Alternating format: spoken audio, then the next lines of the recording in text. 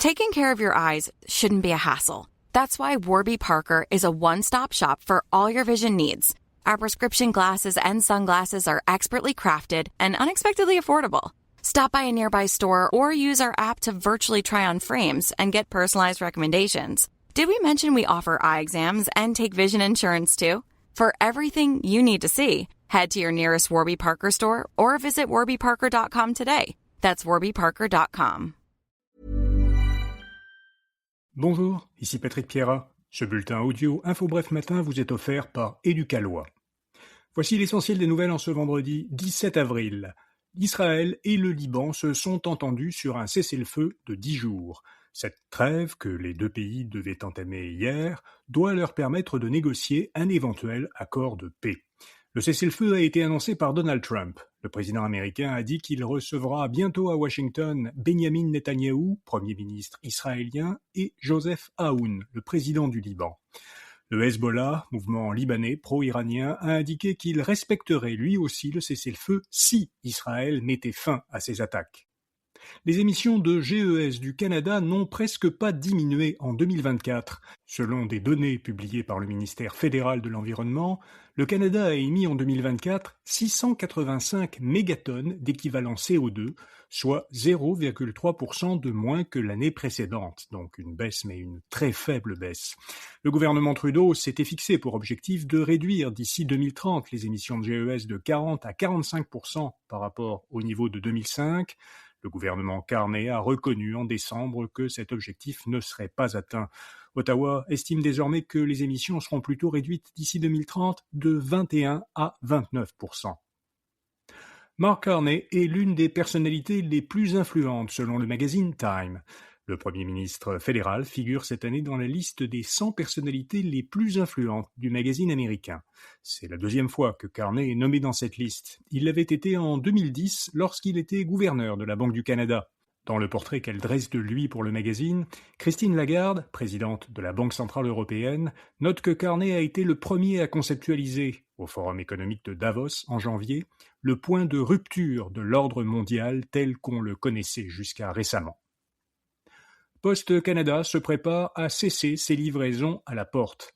À la fin de l'année, 13 villes de plus passeront aux boîtes postales communautaires, dont 3 villes québécoises, Sept-Îles sur la Côte-Nord et Candiac et La Prairie en Montérégie. D'ici 5 ans, les habitants de 4 millions d'adresses qui reçoivent encore leur courrier à domicile devront aller le chercher dans une boîte postale. La société d'État explique qu'elle doit prendre des mesures pour répondre aux besoins de la population de façon financièrement viable. Elle soutient que la transition vers les boîtes postales et la modernisation du réseau de bureaux de poste sont essentielles pour préserver le service postal. Un mot maintenant de notre commanditaire. Comprendre ses droits ne devrait pas être compliqué. Et justement, Éducalois fournit des informations claires et pratiques pour vous aider à mieux connaître vos droits et obligations et à prendre des décisions éclairées dans votre quotidien. Pour consulter ces ressources gratuites, visitez le site d'Éducalois. Le lien est dans la description de cet épisode.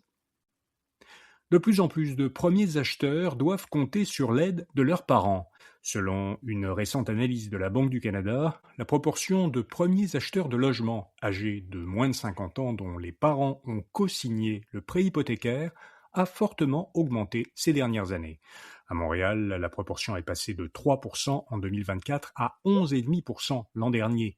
La Banque du Canada souligne que sans l'aide de leurs parents, beaucoup de premiers acheteurs n'auraient pu emprunter qu'un montant nettement moins élevé. Amazon augmente certains tarifs pour les ajuster à ceux de l'essence. Selon plusieurs médias, pour compenser la récente hausse des prix de l'essence, l'entreprise américaine va appliquer à compter d'aujourd'hui à certains commerçants une surcharge de 3,5%. Mais ce supplément de coût ne sera pas facturé aux consommateurs, du moins pas directement, mais plutôt aux commerçants américains et canadiens qui utilisent les services de logistique d'Amazon, autrement dit les services d'emballage et de livraison, sur les tarifs qu'elle leur facture pour ces services. A-t-on vraiment trouvé qui a créé le Bitcoin ? Un journaliste du New York Times affirme qu'il a découvert l'identité de la personne qui se cache sous le pseudonyme de Satoshi Nakamoto, le mythique créateur du Bitcoin. Selon le journaliste, il s'agirait d'Adam Back, un Britannique qui est PDG de Blockstream, une société technologique canadienne qui développe des technologies liées au Bitcoin et à la chaîne de blocs. On ne peut cependant pas affirmer avec certitude que c'est bien Bakkt qui se cache derrière Satoshi Nakamoto, croit l'expert québécois en cryptoactifs Guillaume Désiel.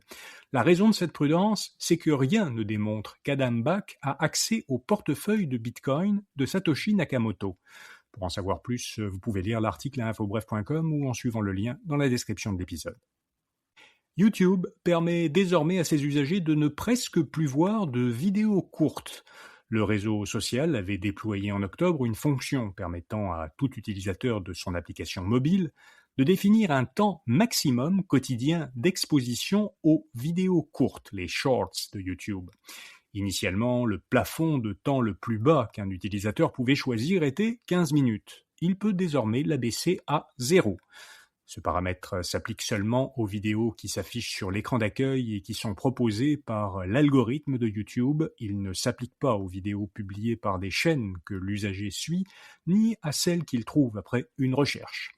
Voilà, vous savez l'essentiel. Comme chaque vendredi, on publie dans l'infolettre Infobref Matin une courte sélection des meilleurs rabais de la semaine disponible en ligne. Vous la trouvez à infobref.com ou en suivant le lien dans la description de cet épisode. Bonne fin de semaine et à lundi matin.